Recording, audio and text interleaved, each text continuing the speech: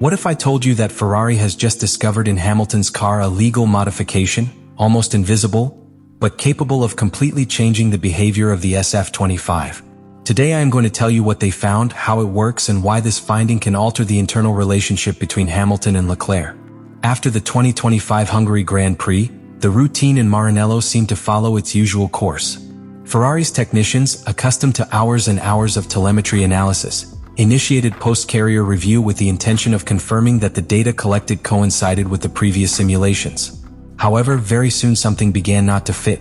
In Lewis Hamilton's car graphs, specifically in the rear train behavior record, an atypical pattern appeared: surprisingly constant stability in low-speed curves, accompanied by a low braking response that exceeded what was expected. These types of anomalies do not usually go unnoticed.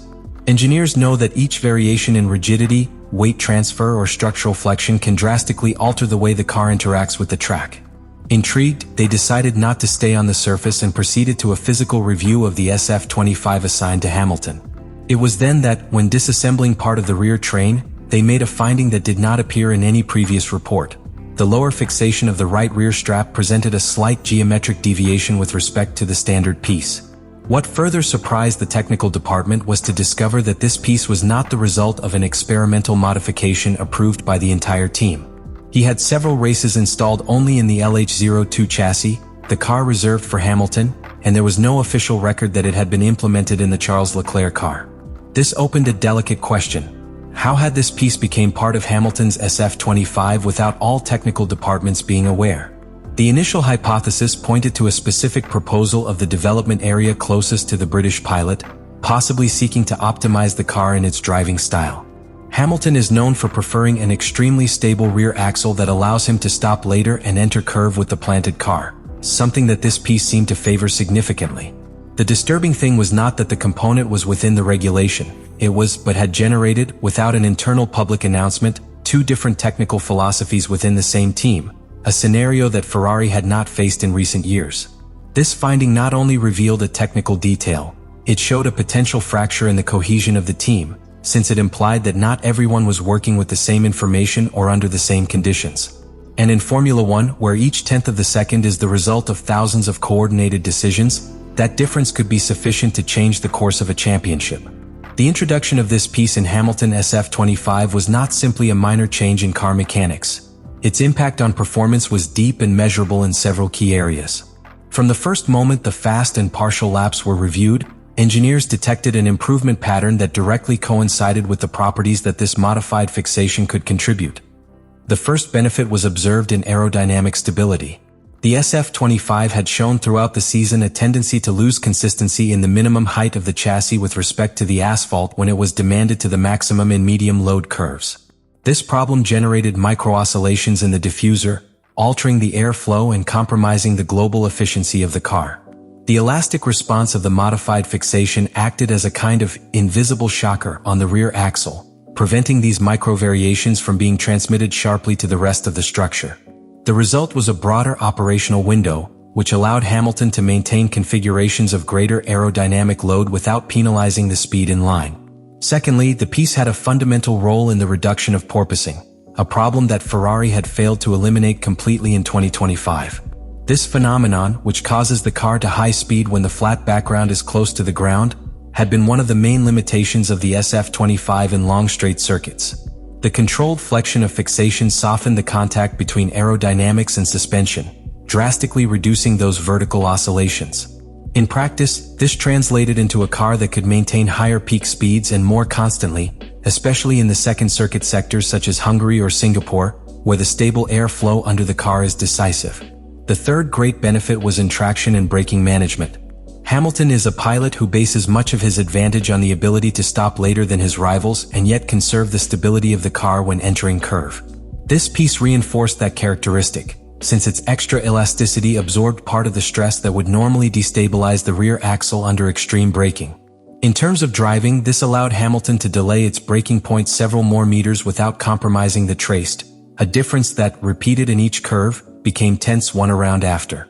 There was also a less visible but equally important impact: the conservation of the tires. By reducing sudden weight transfers and non-controlled rear axle sliding, rear rubber suffered less thermal and mechanical degradation. This gave Hamilton the possibility of extending his styles or attacking more aggressively without worrying about a sudden loss of performance. In telemetry data, all this was reflected in cleaner speed curves, lower dispersion in the tire temperature records, and a finer control in braking distribution. For a Hamilton-caliber pilot, having a car that responds with such precision to its demands means not only to gain time per return, but also to be able to manage the careers with a strategic margin that other pilots do not possess. In summary, the piece was not a simple technical adjustment. It was an invisible refinement that turned Hamilton's SF25 into a more stable, more predictable, and more adapted machine to its piloting style, all within the legal framework. And in a season as tight as that of 2025, those marginal advantages can make the difference between fighting for a podium or fighting for a championship. The finding that this modified piece was only present in Hamilton's SF25 opened one of the most delicate issues that a Formula One team can face: the perception of internal technical inequality. In theory, Ferrari maintains a policy of absolute mechanical parity between its two titular pilots. The official philosophy has always been clear. Each pilot competes with a car that, in specification and resources, is identical to that of his partner. This not only maintains sports justice, but avoids internal tensions that can damage the cohesion of the team. However, this discovery seemed to break that premise evident. The fact that Charles Leclerc did not have this special fixation meant that, in practical terms, he was not driving exactly the same car as Hamilton. Although the difference might seem minimal to the eyes of a casual fan, in the elite of motor racing every change, however small, can mean the difference between winning or losing. These types of modifications, especially when they alter the car's response in such critical aspects as stability or traction, can mark precious tenth by return, something that, accumulated during a race, represents a substantial advantage. The most problematic was not only the component itself, but the way he had reached the Hamilton car. The absence of an official registration shared with all technical departments indicated that there was no full consensus on its implementation. This opened the door to internal suspicions. Was it an innovation that was being tested exclusively with Hamilton and then evaluate its use in both cars?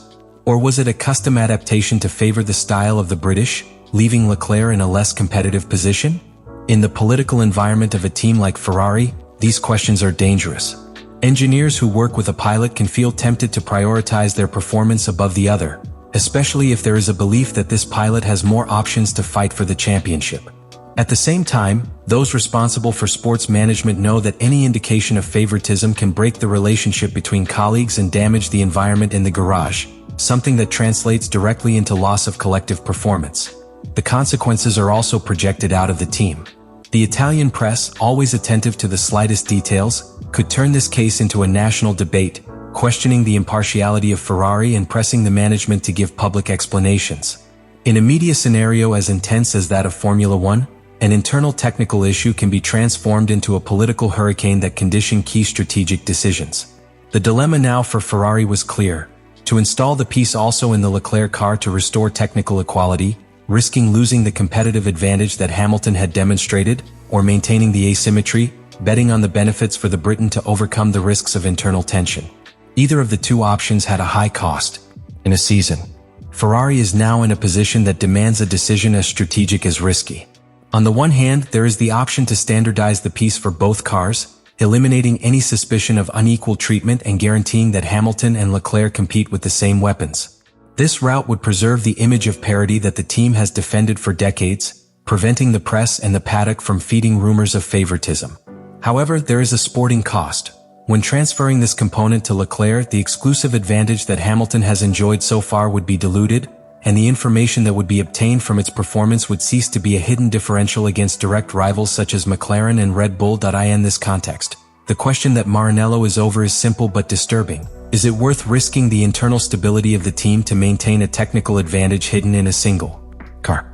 Or, on the contrary, will it be more intelligent to sacrifice that short-term advantage to ensure that the season is not tarnished by internal divisions?